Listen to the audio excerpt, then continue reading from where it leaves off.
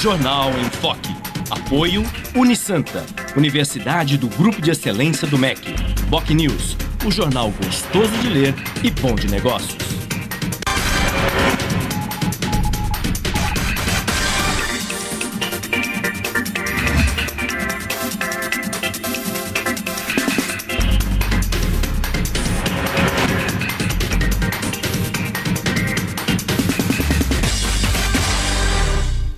Olá, estamos iniciando mais uma edição do Jornal em Foque desta segunda-feira, dia 12 de janeiro, que traz como convidados o deputado federal eleito João Paulo Tavares Papa e o colega jornalista e consultor econômico Rodolfo Amaral.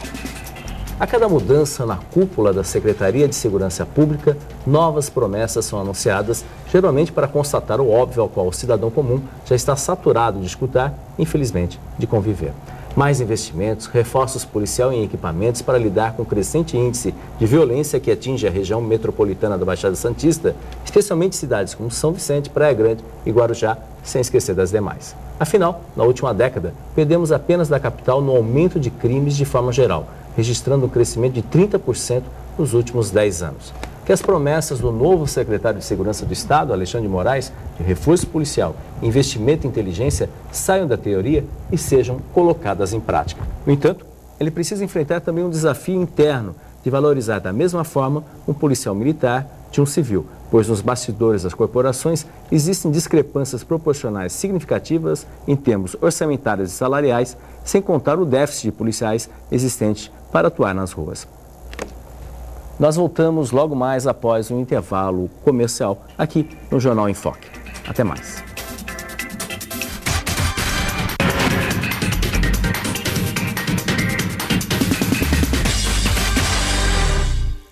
Agora você pode ouvir a Santa Cecília FM onde você estiver. Baixe o aplicativo e nós vamos junto com você no tablet e no celular. Suas melhores lembranças com o que há de mais moderno em tecnologia digital. 107,7, um som perfeito. No aplicativo você ainda participa das promoções, envia suas sugestões de música e acessa o Facebook da rádio.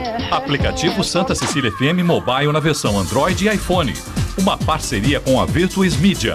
Baixe o aplicativo no Google Play ou na Apple Store e vem com a gente. O novo formato, o site BocNews.com está mais interativo, dinâmico, com conteúdo ampliado e canal próprio de TV na internet. São mais notícias com credibilidade para curtir e compartilhar, em qualquer hora e lugar, seja pelo computador, tablet ou celular. Inclua o BocNews.com na lista dos seus favoritos e tenha ao seu lado a informação indispensável para o dia a dia. Jornal BocNews e BocNews.com. Experiência e inovação para bem informar.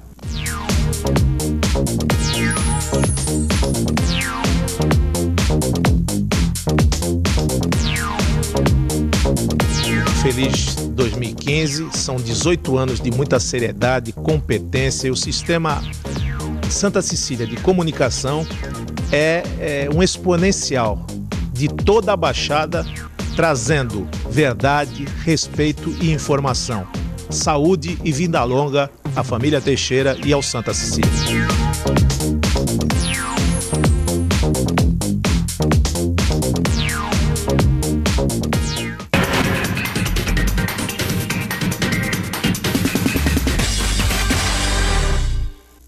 Olá, estamos de volta em mais uma edição do Jornal em Foque nesta segunda-feira, dia 12 de janeiro. E temos como convidados o deputado federal eleito João Paulo Tavares Papa e o consultor e jornalista Rodolfo Amaral. Deputado, bom dia, seja bem-vindo, né? Os preparativos, tudo certo aí, dia 1º de janeiro, 1º de fevereiro, desculpe, chegando, os preparativos aí para iniciar o seu novo mandato, como estão essa reta final aí, a expectativa? Tudo bem, bom dia a todos, bom dia Fernando, Rodolfo, Cris, a equipe aqui do Jornal em Foque na TV, e bom dia a você que está em casa nos assistindo. Bom, o ano começando, né, o ano de 2015 é um ano que promete em todas as áreas, não apenas no Brasil, mas o mundo todo vive momentos de grandes transformações, de grandes apreensões na economia, nas questões políticas. Aproveitar esse momento para registrar aqui o nosso pesar com esses acontecimentos que que se deram na França, mas na verdade são acontecimentos globais, né? Conflitos seríssimos, conflitos religiosos que nós todos imaginávamos já ter vencido, superado há tantos anos, né? E eles começam novamente a se agravar pelo mundo afora, né? Já afetando não apenas nações do Oriente, mas o Ocidente de um modo geral, enfim, hemisfério norte, hemisfério sul.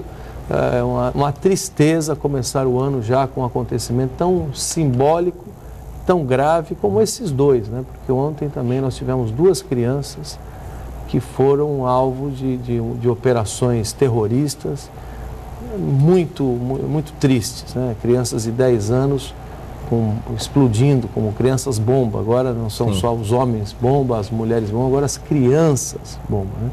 Então é um ano que começa com notícias duras, tristes, e que nós temos que enfrentar, todos nós, governantes, parlamentares, como é o meu caso, jornalistas, né? Veja esse atentado num veículo de comunicação francês, né? Um veículo que defende a democracia, que defende o pluralismo, que defende, enfim, a livre manifestação, sendo também coagido em função exatamente da sua função nobre, né? De abrir espaço para a democracia, de fortalecer a democracia. Então, um ano difícil e certamente, Fernando, esse ano difícil também será no Congresso Nacional, né? No caso nosso, no caso do Brasil principalmente.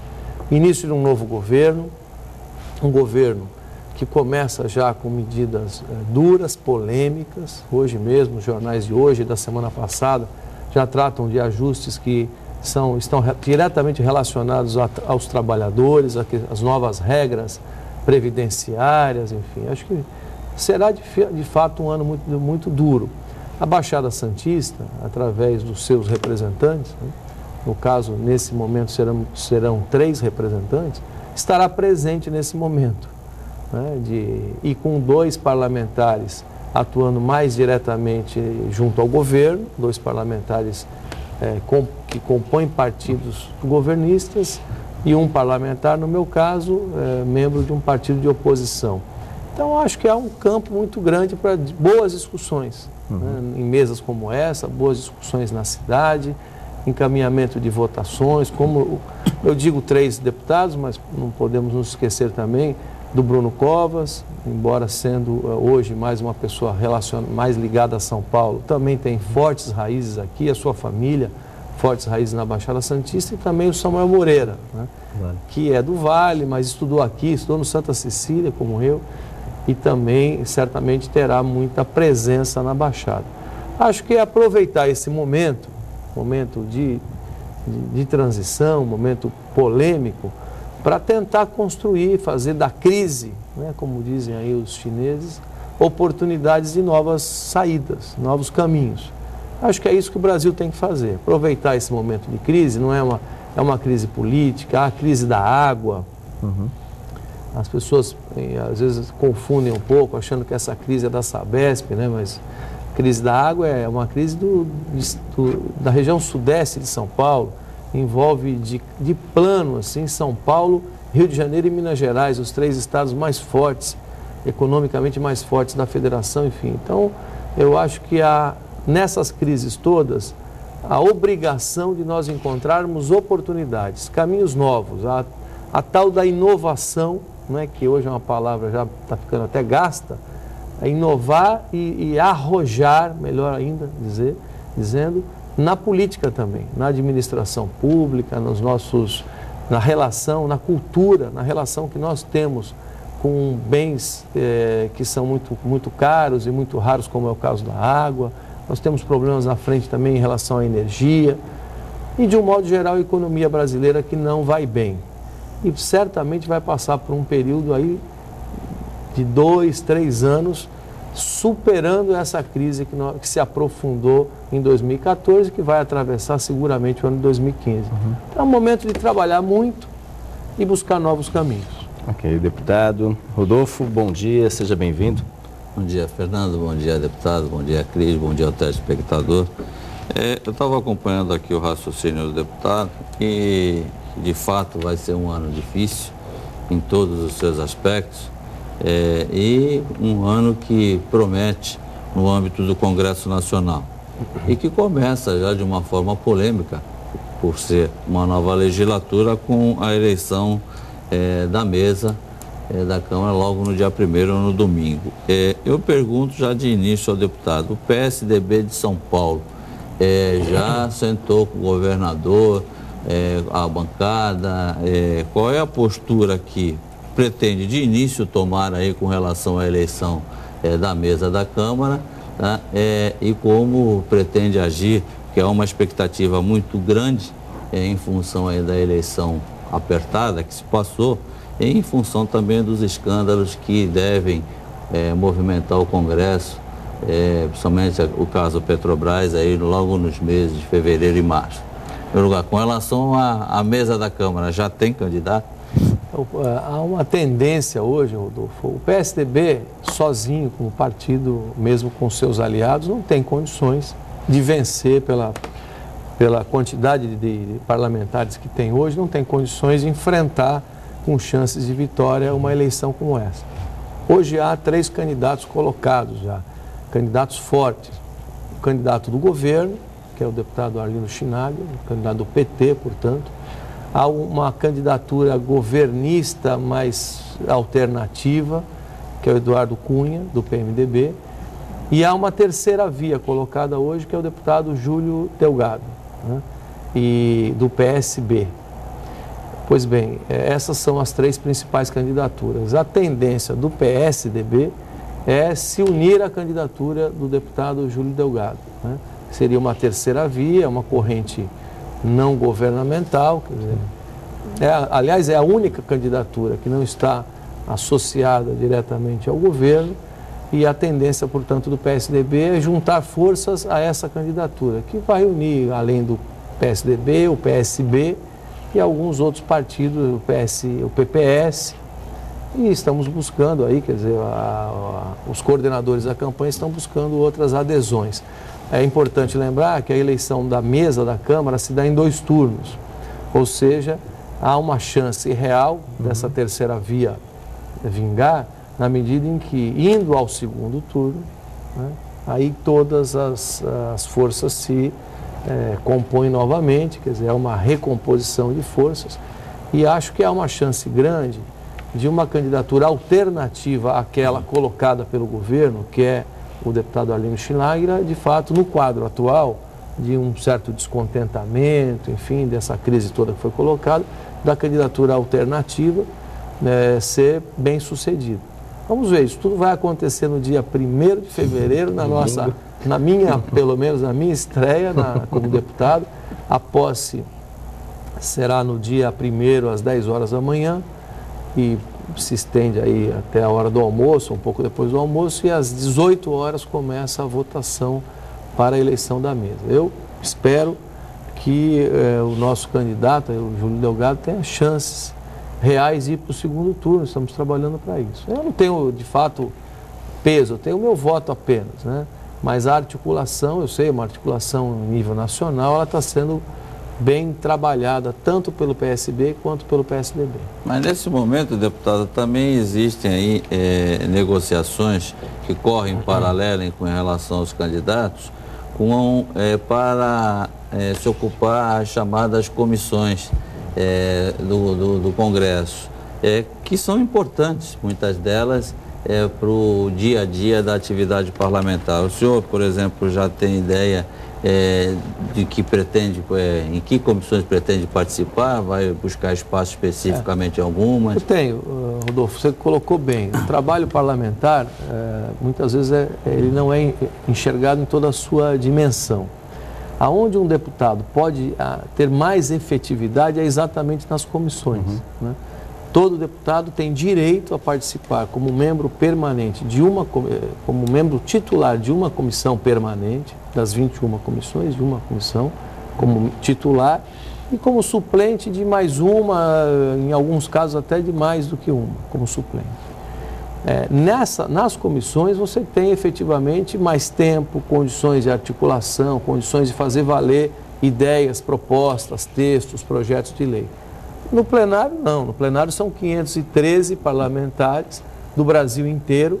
É raríssima a oportunidade de um discurso, e quando há essa possibilidade, sempre restrito a 5 minutos, num expediente que é o chamado lá o pequeno expediente, que se dá antes do início das votações importantes, enfim.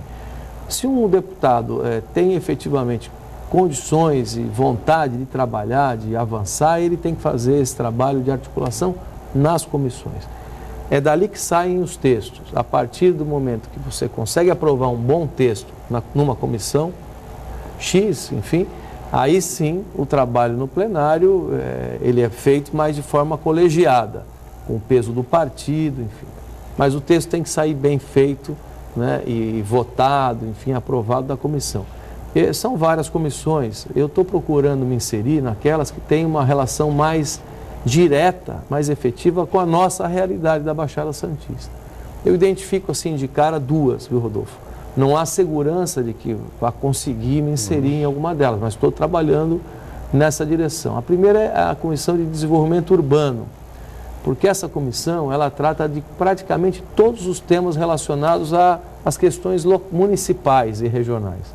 Por exemplo, trata da questão do saneamento e trata da questão das regiões metropolitanas, que é um tema que vai me ocupar bastante. É um tema que eu estou assim, cada vez mais motivado a me aprofundar. 80% da população de São Paulo hoje vive nas regiões metropolitanas e a tendência é que essa participação ainda seja maior no futuro. Quer dizer, as regiões metropolitanas são aquelas que oferecem emprego, oportunidade, e também são aquelas que apresentam os maiores desafios, os maiores problemas de saúde, de segurança, de transporte, de água, de saneamento, enfim. Então, atuar na modernização da legislação das regiões metropolitanas, eu penso que é uma prioridade para o país. É um país que está virando cada vez mais urbano e com grandes concentrações metropolitanas. No caso aqui de São Paulo, só na região metropolitana de São Paulo, mais de 20 milhões de pessoas. E esse tema está na Comissão de Desenvolvimento Urbano. Então, eu já estou procurando, estou lutando por uma vaga como membro permanente desta comissão. Só uma pergunta, quantos deputados podem entrar em cada comissão?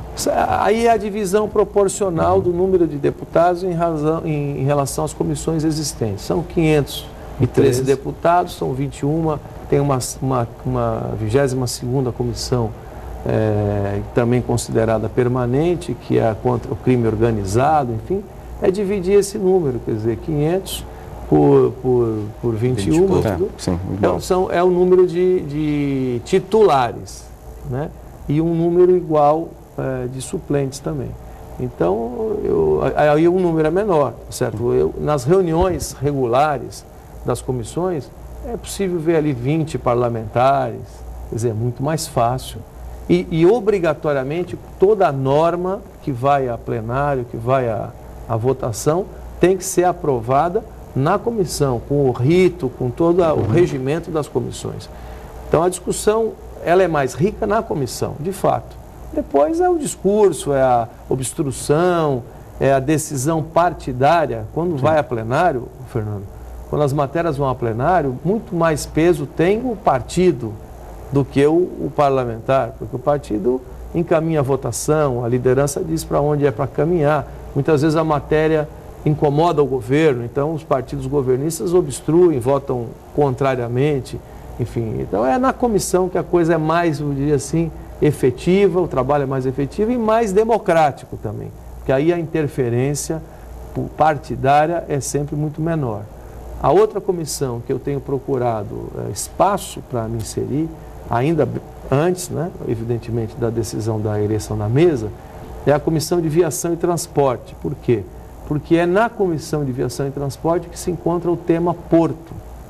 Porto, logística, enfim, tudo aquilo que está transporte ferroviário, transporte rodoviário, ou seja, todas as matérias que interessam muito ao Porto de Santos, estão exatamente na Comissão de Viação e Transporte. Então, não há garantias, viu, Rodolfo? Mas se eu conseguir, e principalmente atuando junto à liderança do PSDB, porque aí um detalhe fundamental.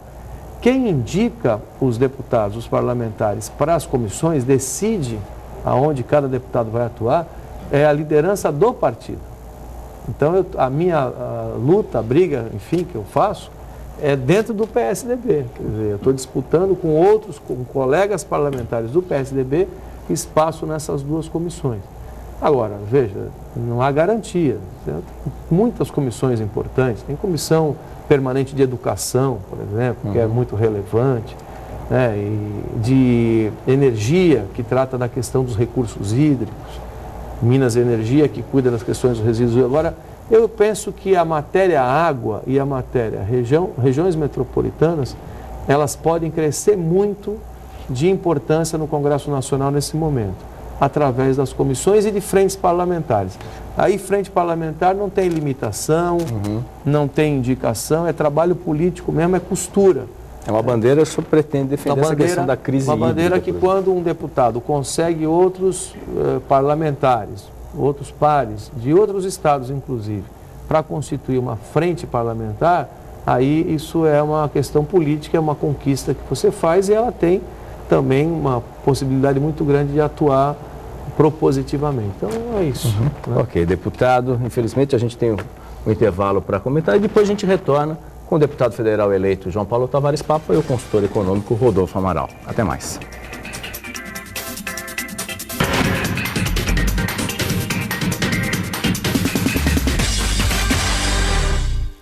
Unisanta, mais uma vez entre as melhores universidades do país. 16 cursos receberam a premiação do Guia do Estudante da Editora Abril. Os cursos de Administração, Ciências Biológicas, Biologia Marinha, Ciências Contábeis, Educação Física, Fisioterapia, Jornalismo e Pedagogia receberam 4 estrelas. Uma grande vitória pelo esforço de funcionários, alunos, professores e diretores. Mais 9 cursos receberam conceito de 3 estrelas, além dos demais cursos com excelentes avaliações do MEC. Confira a relação completa no site www.unisanta.br. Unisanta, seu passaporte para o mercado de trabalho. O novo formato, o site bocnews.com está mais interativo, dinâmico, com conteúdo ampliado e canal próprio de TV na internet. São mais notícias com credibilidade para curtir e compartilhar, em qualquer hora e lugar, seja pelo computador, tablet ou celular. Inclua o bocnews.com na lista dos seus favoritos e tenha ao seu lado a informação indispensável para o dia a dia. Jornal BocNews e bocnews.com. Experiência e inovação para bem informar.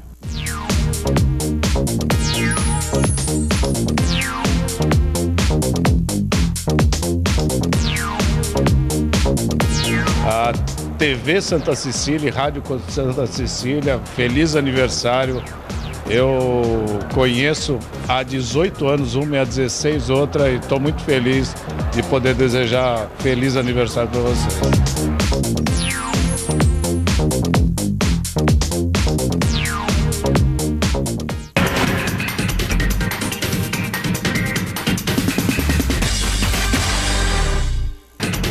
Olá, estamos de volta na edição dessa segunda-feira, dia 12 de janeiro, do Jornal em Foque, que traz como convidados o deputado federal eleito João Paulo Tavares Papa e o jornalista e consultor econômico Rodolfo Amaral, que tem uma pergunta para o deputado a respeito de um tema tão importante. Deputado, a gente sempre soube que o senhor teve, ao longo do tempo, uma boa relação aí com o vice-presidente da República, Michel Temer, até porque também foi do PMDB. O vice-presidente, aliás, o PMDB, nessa reforma ministerial, resolveu indicar o ex-prefeito e deputado federal, Edinho Araújo, para a Secretaria dos Portos. Há nos jornais de hoje uma indicação de que ele deve visitar o Porto de Santos nos próximos dias. Em primeiro lugar, eu gostaria de saber como é que o senhor viu essa indicação do Edinho Araújo. E isso provavelmente deve interferir também na mudança aí de dirigente dos portos, inclusive da Codesp. O senhor pretende ter alguma articulação política nesse sentido com relação ao Porto de Santos? Vai acompanhar essa visita do Edinho Araújo?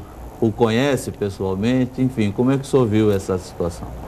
Bem, eu conheço o Edinho Araújo de muitos anos já. Ele foi colega do Justo, deputado Justo, na Assembleia Legislativa. Eu conheço dali, né, com uma convivência assim, mais social, mas sei que ele tem uma carreira muito bem consolidada, foi prefeito, acho que de 2 municípios até. Né? Santa Fé e São José do Rio Preto. Santa Fé, que é acho que é a cidade dele, e depois foi prefeito de São José do Rio Preto. É uma coisa rara até essa no país, né?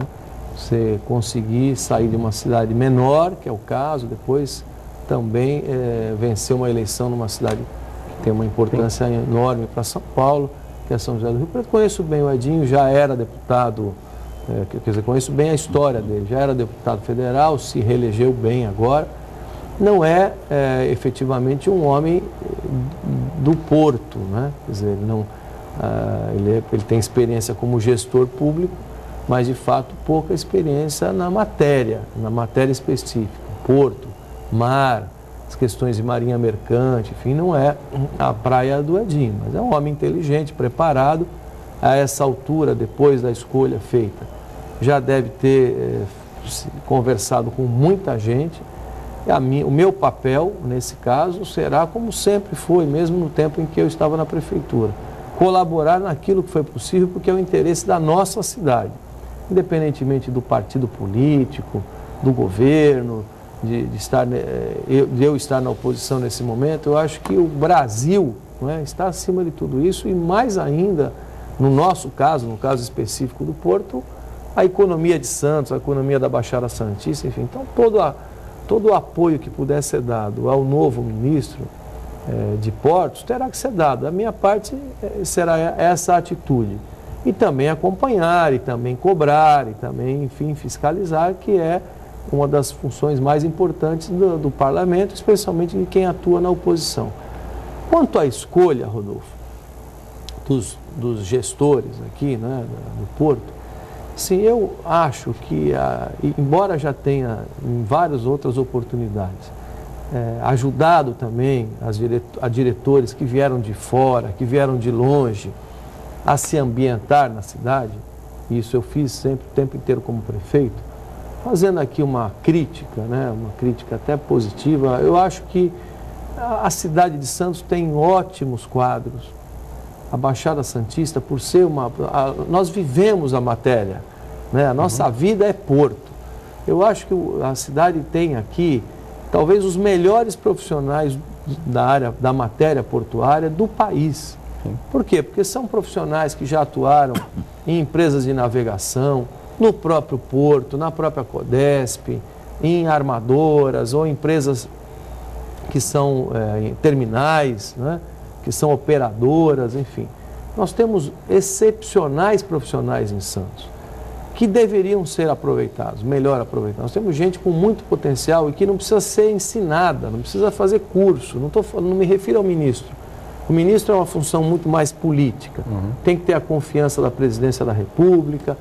O Edinho tem a confiança do vice-presidente Michel Temer. Então isso será muito importante para ele dar conta da sua missão, que não é em Santos, é no país inteiro. Agora, para gerir os destinos do Porto de Santos, eu acho que, de fato, nós temos aqui muitas alternativas locais.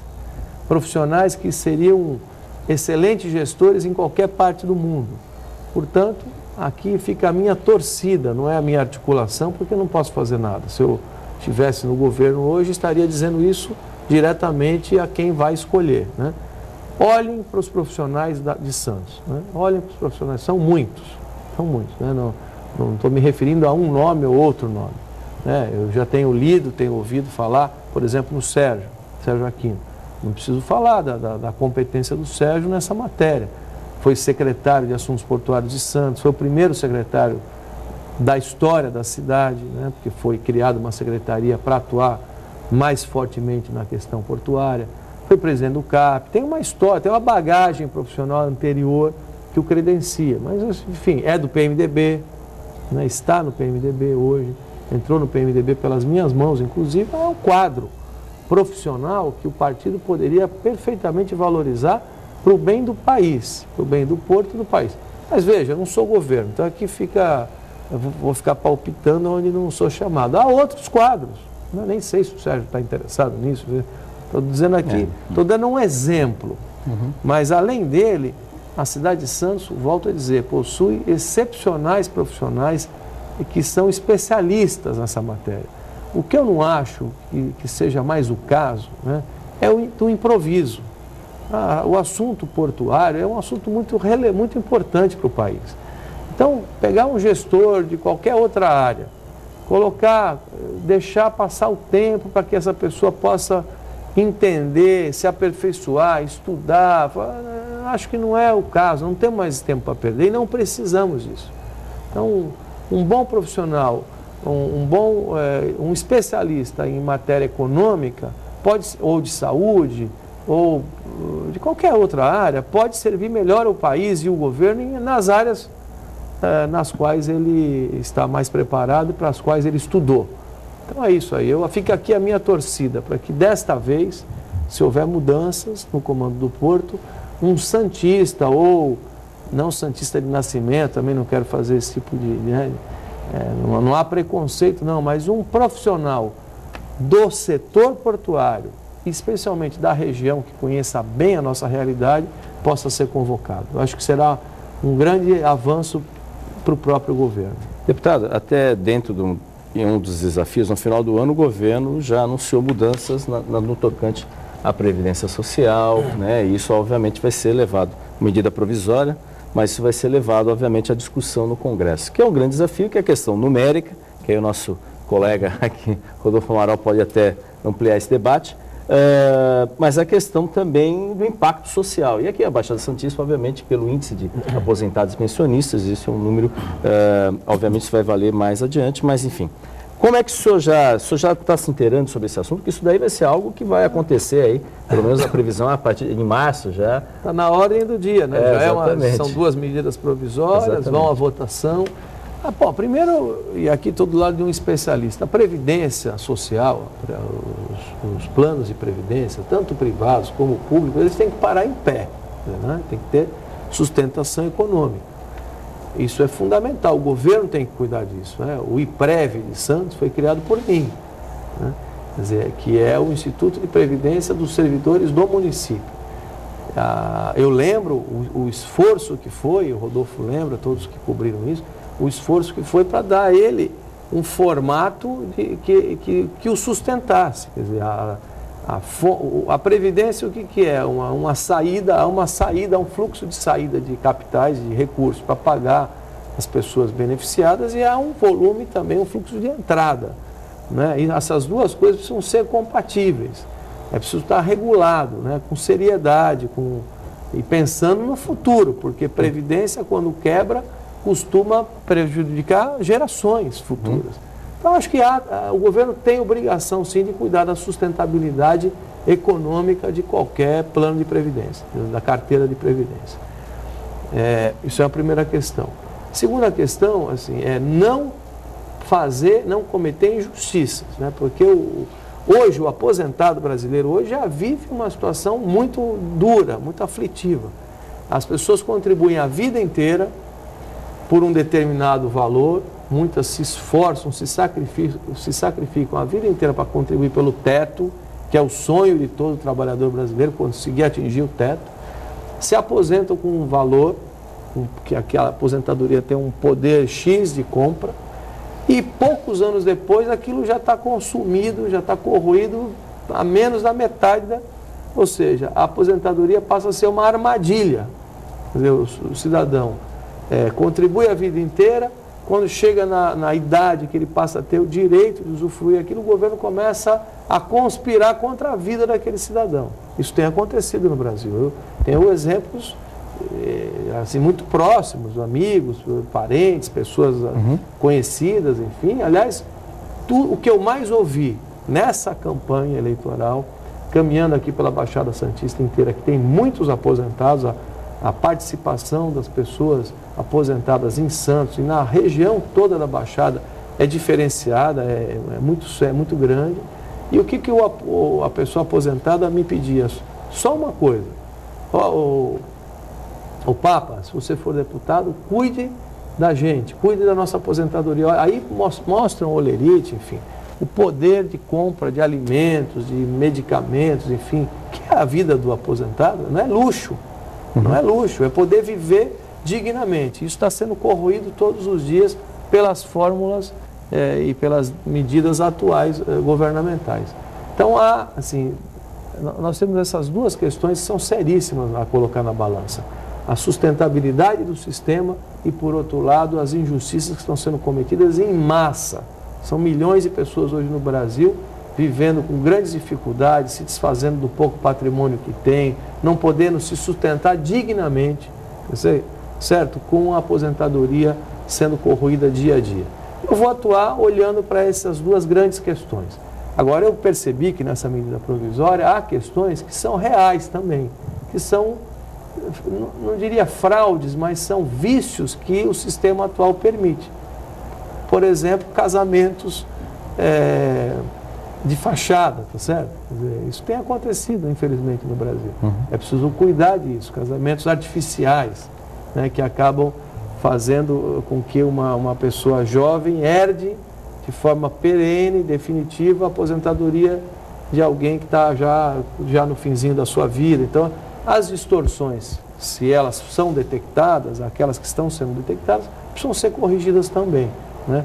Há questões relacionadas à pesca, ao defeso, né? Quer dizer, a aposentadoria, a compensação para pagamento dos pescadores acaba sendo distorcida também, ninguém produz porque há o pagamento ali garantido, enfim.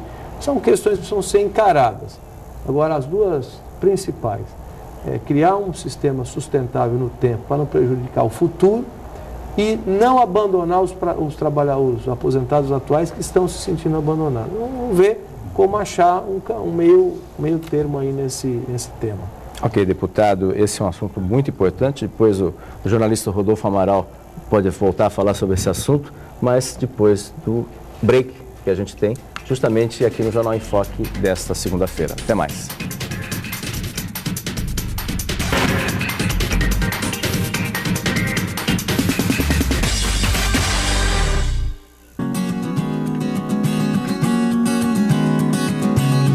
Imagine como é bom aprender brincando.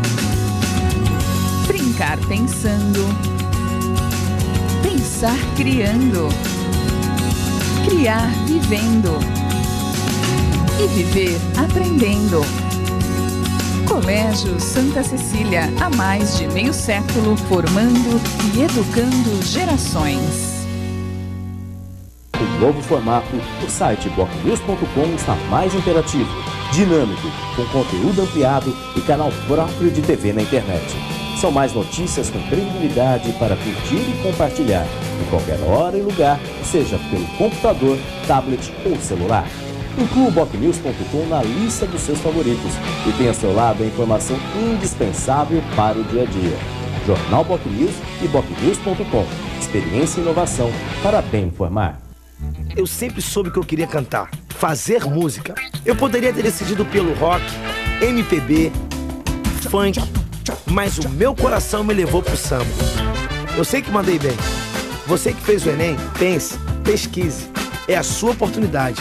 Escolher o curso e a universidade é decidir seu futuro. E atenção para o prazo das inscrições do SISU e do ProUni. Fazer uma escolha consciente também é mandar bem. Saiba mais no site. Ministério da Educação, Governo Federal.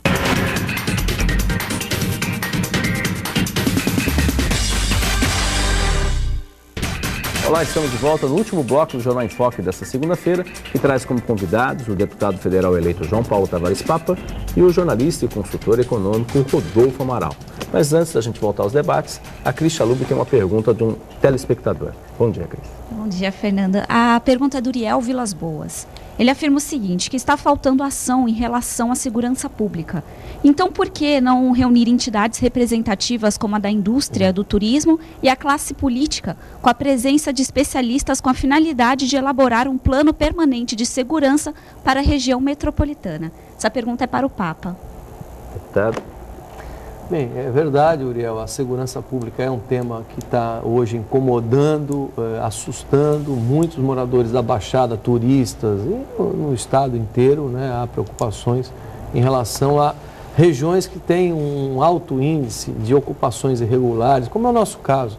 Nós temos cidades da Baixada Santista que 1/3 da população ainda vive em condições muito precárias. Essa falta de infraestrutura e de alternativas e de oportunidades alimenta o crime, protege o crime, né? Atrai a criminalidade, enfim, jovens colocados aí à própria sorte, enfim, abandonados à própria sorte. E a matéria é muito complexa, a questão não é só polícia não, eu tenho dito isso, põe mais polícia na rua, põe mais polícia na rua. Não é isso apenas, é importantíssimo a sensação de segurança para a população, é muito importante. Isso se resolve, ou pode se resolver parcialmente, com mais policiamento ostensivo nas ruas. A Polícia Civil fazendo melhor a sua parte, a parte investigativa, enfim, também ajuda a combater o crime. Mas não é só isso, não. Você tem, em períodos de final de ano, você tem vários presos que são colocados em liberdade provisória e que não voltam, né? Esperam a estrutura policial conseguir capturá-los novamente. Viagem para outros estados. Esse é um tema muito relevante. Claro que aumenta a criminalidade, as pessoas saem para passar 10 dias em casa e voltam, e muitos vão para a rua, vão praticar novos crimes. Então, esse é um tema. A segurança pública é um tema muito mais complexo do que apenas põe ou tira mais policial na rua. Recentemente eu assisti um programa de um dos grandes especialistas de São Paulo, aqui, né, nessa bancada, o Leandro Piquet, professor da Universidade de São Paulo, que falou com bastante profundidade a respeito da complexidade da questão de segurança no Brasil, né? Ele é um especialista, enfim, conhece outros casos fora do Brasil.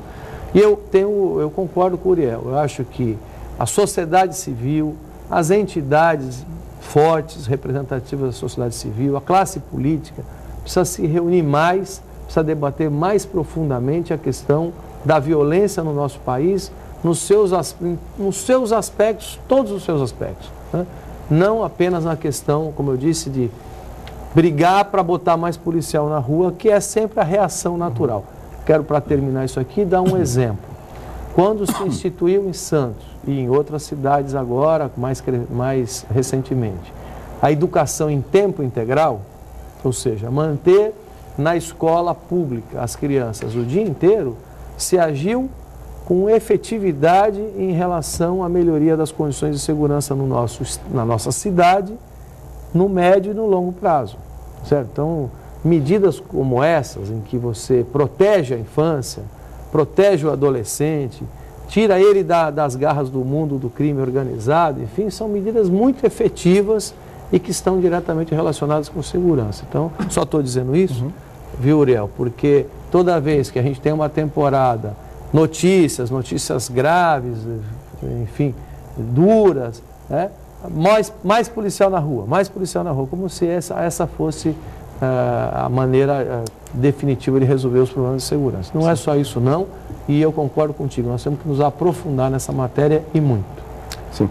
Rodolfo, retomando o tema do bloco anterior, essa questão das mudanças aí, o que isso vai impactar aí para o cidadão e de forma geral? Bom, eu vou aproveitar o ensejo e vou falar dos dois assuntos. No aspecto da segurança, a gente precisa ter em mente, o deputado acabou de falar que não é só contingente e recursos. O caso do Estado de São Paulo, especificamente. O governo do Estado de São Paulo, entre segurança pública propriamente dita e administração penitenciária, ele disponibiliza, tá, para custeio ano, mais de 20 bilhões de reais. Esse valor é equivalente aí, tá, ao orçamento total de quase 20 estados da federação, só para a segurança pública. Então, não basta, de fato, colocar apenas recursos. A Presidente da República, na posse, agora após a reeleição, ela voltou a falar da importância de se ter uma mudança na legislação federal para que a União participe mais do processo. E é importante que isso aconteça, porque hoje, dos 100 bilhões que são gastos em segurança pública nos 3 níveis da federação, Estado, União e municípios, a União só participa com 8% do total desses recursos. Então, é preciso que se haja um alinhamento, eu não digo nem unificação das polícias, mas uma articulação, uma forma estratégica de trabalho e uma divisão mais econômica desses investimentos, desse custeio. Porque, de fato, se nós tivermos aí um modelo semelhante, por exemplo, aos repasses de recursos per capita, aluno, no caso do Fundeb da educação, acho que seria interessante se estudar isso. Quanto ao aspecto da Previdência, tem várias situações a ser levadas em conta. A Previdência Social nunca esteve bem das pernas, mas ela piorou substancialmente com a mudança constitucional de 88, quando trouxe para o seio dos beneficiários os trabalhadores rurais que não tinham colaborado com 1 centavo a título de contribuição. O ano passado, só para se ter uma ideia do peso, o rombo da Previdência deve ser, sobretudo, situado com o trabalhador rural. Esse rombo foi de 49 bilhões de reais. Aí o governo toma algumas medidas incoerentes. Eu acho que essa medida provisória, de fato, corrige algumas distorções, algumas pequenas distorções, mas também não dá para o governo que está tendo, por exemplo, um desnível financeiro no sistema previdenciário, no chamado regime geral de previdência, num determinado momento, para ele corrigir um problema na área de transporte, aquela onda do passe livre, ele foi lá e simplesmente abaixou de 20% a contribuição patronal na área de transporte para 1%. Então, vestiu um santo e despiu o outro. Eu acho que não é essa a situação, não é, na verdade, tentando corrigir dessa forma. A Previdência Social hoje não se sustenta mais com os recursos arrecadados das empresas e dos trabalhadores. Eu vou citar um exemplo de Santos.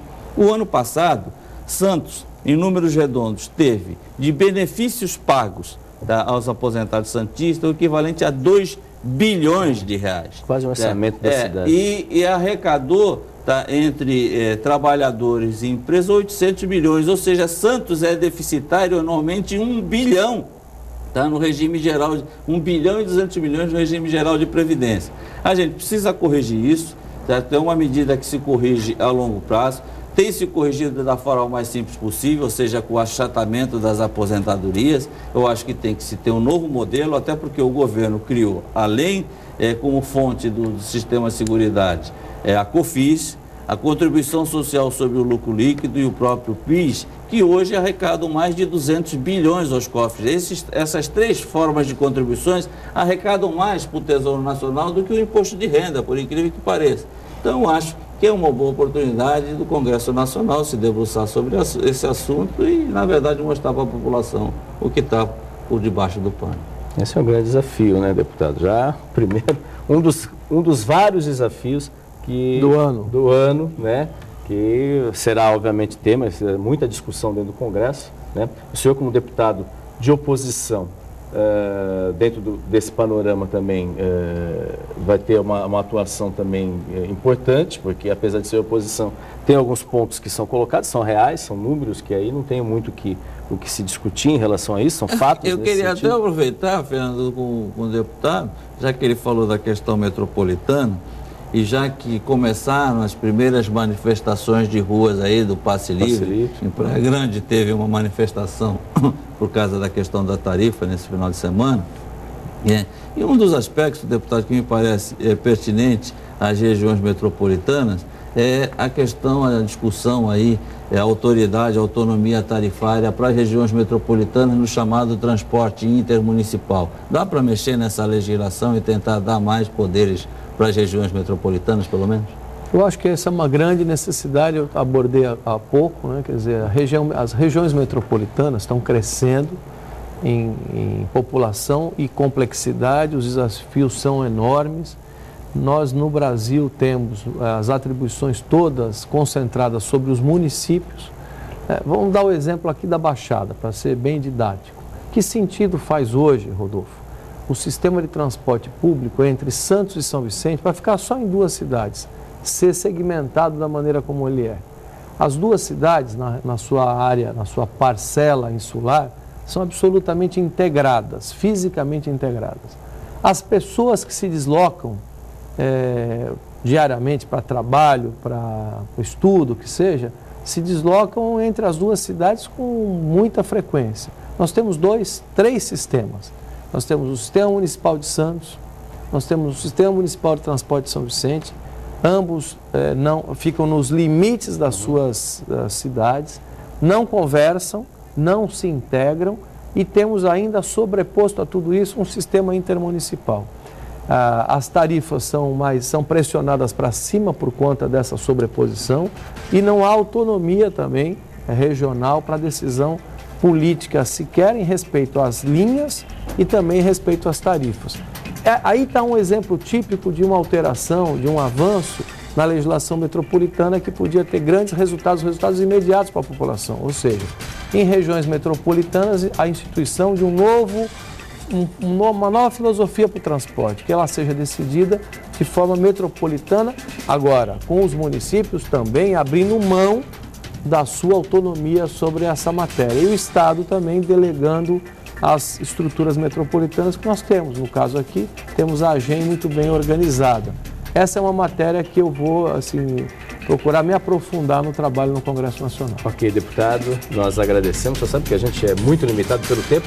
Nós agradecemos a sua participação no programa Jornal em Foque de hoje, né? E do jornalista e consultor econômico Rodolfo Amaral. Amanhã estaremos de volta na Santa Cecília TV, mas você pode também assistir esse programa a partir das 17 horas ou então pela internet no nosso canal no YouTube, Jornal em Foque. Tenham todos um bom dia e um bom início de semana. Até amanhã. Jornal em Foque. Apoio Unisanta, Universidade do Grupo de Excelência do MEC. BocNews, o jornal gostoso de ler e bom de negócios.